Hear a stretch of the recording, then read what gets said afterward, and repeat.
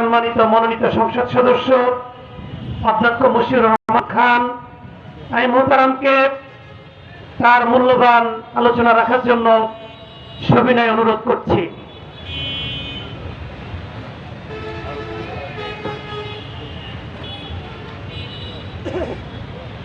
আসসালামু আলাইকুম ওয়া রাহমাতুল্লাহি ওয়া বারাকাতুহু।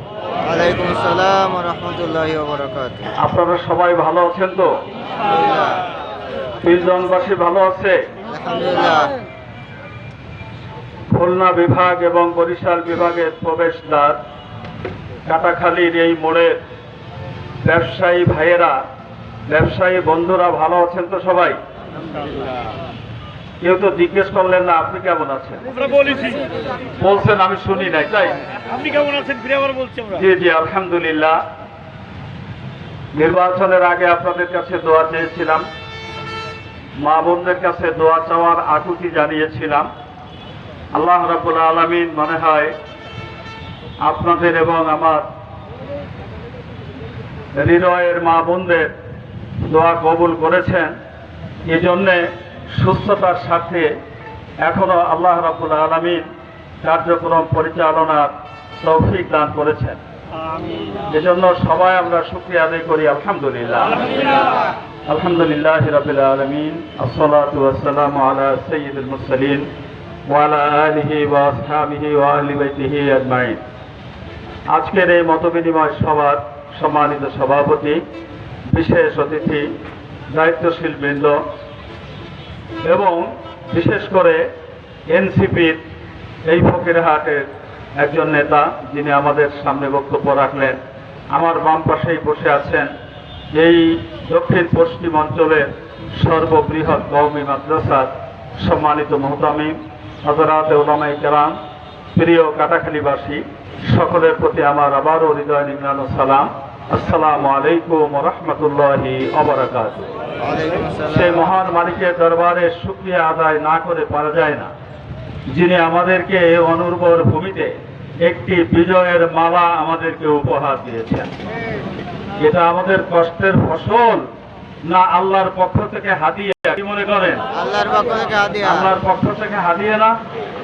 এই পুরা ফকিরহাট, মোল্লাহাট, চিতলমারীর মানুষ যদি সিরিয়াসলিও আমরা পরিশ্রম করি আর আল্লাহ তাআলা যদি সেটা কবুল না করেন, তাহলে বিজয় অর্জন কি সম্ভব ছিল?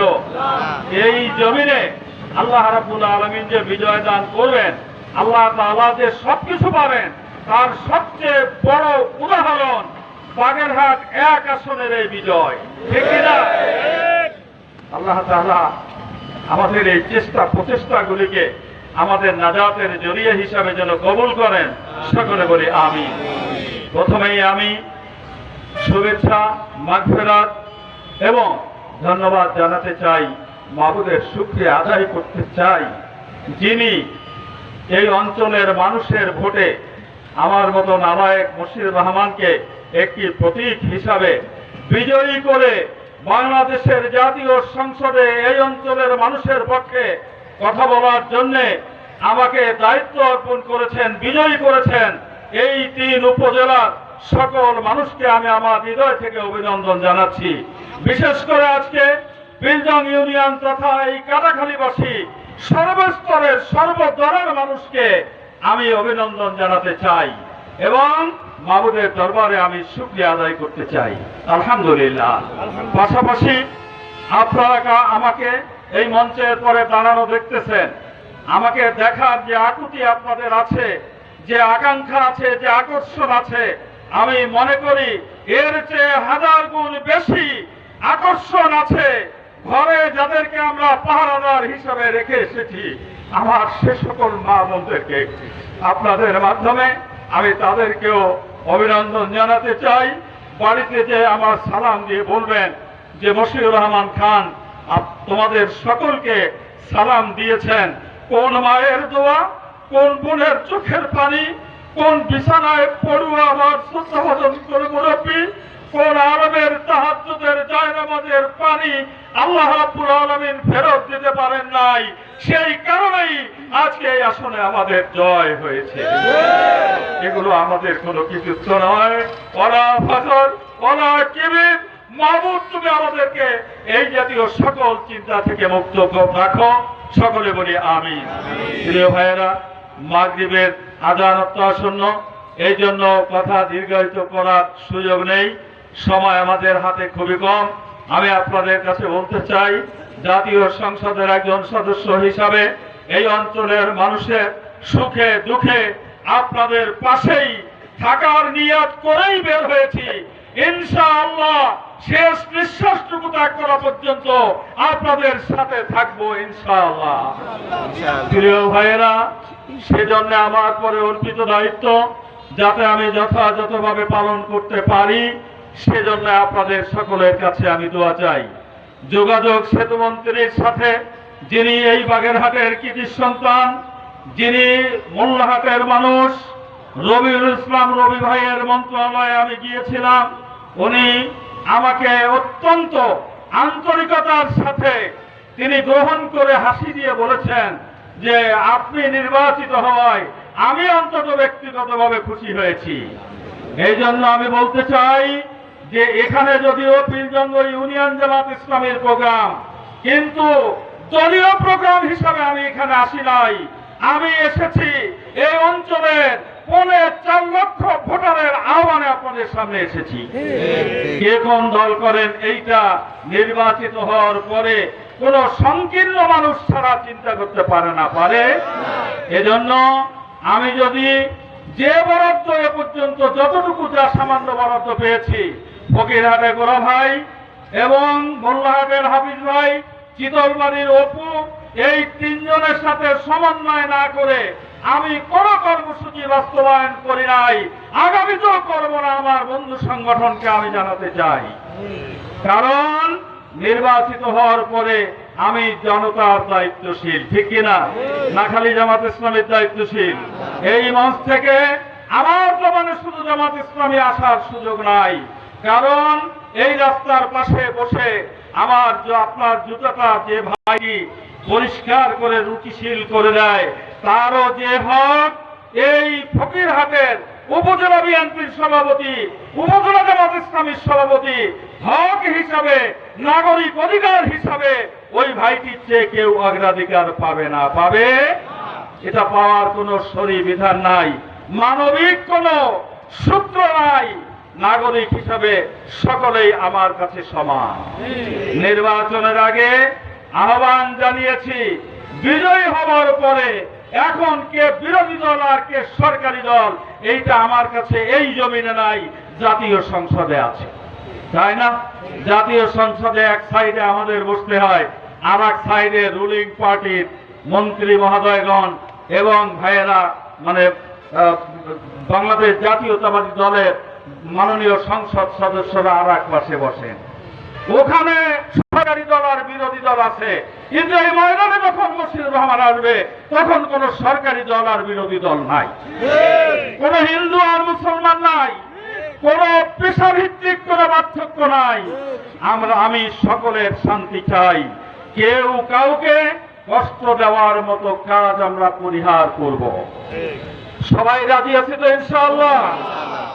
আল্লাহ তাআলা আমাদেরকে যতটুকু সক্ষমতা দিয়েছেন তার 100% সক্ষমতা আল্লাহ রাব্বুল আলামিন যেন আমাদেরকে মানুষের কল্যাণে কাজে লাগানোর তৌফিক দান করেন। সবাই বলে আমিন। আমি সড়ক এবং সেতু মন্ত্রীকে বলেছি যে কাটাখালীর মোড় এটা আমাদের বাগেরহাটের প্রবেশদ্বার। এই প্রবেশদ্বারে অহরহ অ্যাক্সিডেন্ট ঘটছে। আপনার খেয়াল করা দরকার যে এই কাটাখালীর মোড়ে ওভারব্রিজ লাগবে। ওভারব্রিজ লাগবে না? চারদিকে ওভারব্রিজের রাস্তা নামতে হবে, তাহলে জনগণ সুন্দরভাবে এখান থেকে পারাপার হতে পারবে। ফকিরহাটের 4 রাস্তায় ওভারব্রিজ লাগবে।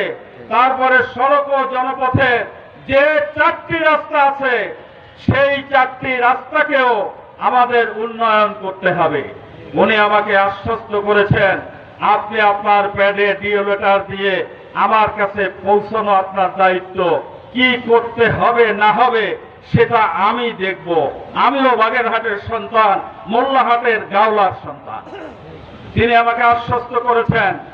ডক্টর ফরিদ ভাই, কথা হয়েছে, বাগেরহাটে কথা হয়েছে, ঢাকাতেও কথা হয়েছে, তিনি বলেছেন যে আপনি বাগেরহাটের 4 জন এমপির মুরব্বী, আপনি যে কোনো কাজের জন্য যে কোনো সময় আমার কাছে চলে আসবেন। আমরা সরকারি দল, কিন্তু বাগেরহাটকে আমরা জাগিয়ে তুলতে চাই এই 4 জন একসঙ্গে। এই উদারতা তারা দেখাচ্ছেন, অতএব মাঠে ময়দানে এর প্রভাব ইনশাআল্লাহ পড়বে।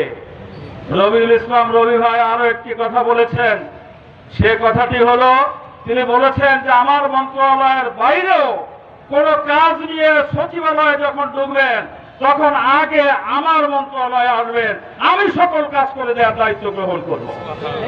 আল্লাহর মেহেরবানি, যদি আমি একটা দলের মনোনয়নে, একটা দলের মনোনীত হয়ে নির্বাচিত হয়েছি, কিন্তু তারপরেও আল্লাহ রাব্বুল আলামিন আমার প্রতি স্পেশাল রহমত করেছেন যে অন্য দলের মন্ত্রীগণও আমাকে শ্রদ্ধার দৃষ্টিতে দেখেন। এটা আপনাদের দোয়া ছাড়া বলা ফখর বলা কেবি আমার ভিতরে যেন কোনো অসুস্থতা তৈরি না হয়, সেই ধরনের মানসিকতা যেন আমি পোষণ করতে পারি, আপনাদের সকলের কাছে আমি দোয়া চাই। প্রিয় ভাইরা, আজকে কয় তারিখ? 18 তারিখ। গতকাল হয়েছে শপথের 2 মাস। এই 2 মাসের মধ্যে রাস্তাঘাট, খাল কালভার্ট, রোড ঘাট, ওভারব্রিজ একেবারে সব করে টলিয়া রোজ কিয়ামত ঘটায় দেওয়ার মতো সময় গেছিলি। কিন্তু এখনো যেখানেই যাই সেখানেই কয় আমাকে রাস্তা কি হলো। গৃহস্থের যতই গরজ থাকুক 21 দিনের আগে মুরগির বাচ্চা ফোটে না। কি গৃহস্থ তো মুরগি ওমে বসানোর পরে 10 দিনের মাথায় ফুটলে গৃহস্থ খুব খুশি, কিন্তু 21 দিনের আগে যতই গরজ ফুটবে, কোনদিন ফুটছে? ফোটে নাই। অতএব এই 2 মাসের মধ্যে আমরা তালিকা করছি কোথায় কোথায় কি কাজ দরকার। আমি গতকাল না পরশুদিন, গতকালকে ও যে কোথায় সেই খাল ভেঙে যাচ্ছে, রাস্তা ভেঙে গেছে, আমি ওখানে নিজে পরিদর্শন করেছি। পরিদর্শন করে রাত্রে পানি উন্নয়ন বোর্ডের চেয়ারম্যানের সাথে কথা বলেছি, পানি উন্নয়ন এই ডিপার্টমেন্টের জেলা ইঞ্জিনিয়ারের সাথে কথা বলেছি যে ওই ভাঙ্গন এলাকা, ওই এলাকার নাম কি? খাজুরা, সে খালের ওপার কবরস্থান, রাস্তা ভেঙে যাচ্ছে। আমি তাদেরকে বলেছি যে আমার সঙ্গে ওই জায়গা পরিদর্শনে আপনাদের যেতে হবে। কবে যাবেন? ডেট এপ্রিল মাস ধরে আমাদের এই জাতীয় সংসদের অধিবেশন চলবে, আর মে মাসে হয়তো 15-20 দিন ছুটি পাবো, এরপরে জুন মাসে আবার বাজেট অধিবেশন শুরু হবে, তাই না? ওই 15-20 দিনে আমি গ্রামে গ্রামে কোন রাস্তার প্রয়োজন এটা আমি সচক্ষে, ফকিরহাট আসলে ফকিরহাটের উপজেলার ইঞ্জিনিয়ার, মোল্লাহাটে গেলে মোল্লাহাটের উপজেলা ইঞ্জিনিয়ার, চিতলমারিতে সব রাস্তা তো অনেকটা আমার মুখস্থ আছে। অতএব সবটা নিজে চোখে দেখে একটা তালিকা ইতিমধ্যে আমরা পাঠিয়েছি। আর বাকি যতগুলো রাস্তা আছে ইনশাআল্লাহ, শিক্ষা প্রতিষ্ঠান আছে, মাদ্রাসা আছে, কওমি মাদ্রাসাগুলোকে কিভাবে জাগিয়ে তোলা যায় অবকাঠামোগত ভাবে, সে ব্যাপারেও আমি ইনশাআল্লাহ ভূমিকা পালন করব। আজকের এই কাটাখালীর সমাবেশে সেটি আমি দেখে গেলাম। এই অঞ্চলে আমি আসলে মোতামিম সাহেব সেখানে অনুপস্থিত থাকেন না, অত্যন্ত বড় মাপের আলেমে দ্বীন, অথচ উনি এসে আমার পাশে বসেন, আমার হৃদয়টা ভরে যায়।